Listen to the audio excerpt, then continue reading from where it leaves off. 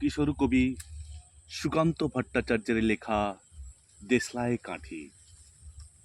আমি একটা ছোট্ট দেশলাইয়ের কাঠি, এত নগণ্য হয়তো চোখেও পড়ি না, তবু যেন মুখে আমার উসকুস করছে বারুদ, বুকে আমার জ্বলে উঠবার দুরন্ত উচ্ছ্বাস।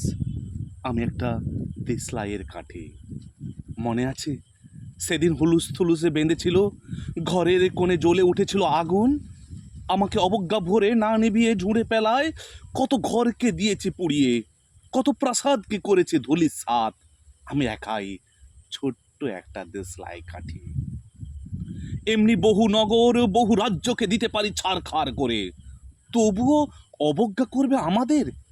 মনে নেই এই সেদিন আমরা সবাই জ্বলে উঠেছিলাম একই বাক্সে, চমকে উঠেছিলে, আমরা শুনেছিলাম তোমাদের বিবর্ণ মুখের আর্তনাদ। আমাদের কি অসীম শক্তি, তা তো অনুভব করেছো বারংবার, তবু কেন বোঝো না? আমরা বন্দি থাকবো না তোমাদের পকেটে পকেটে, আমরা বেরিয়ে পড়বো, আমরা ছড়িয়ে পড়বো শহরে গঞ্জে গ্রামে, দিগন্ত থেকে দিগন্তে।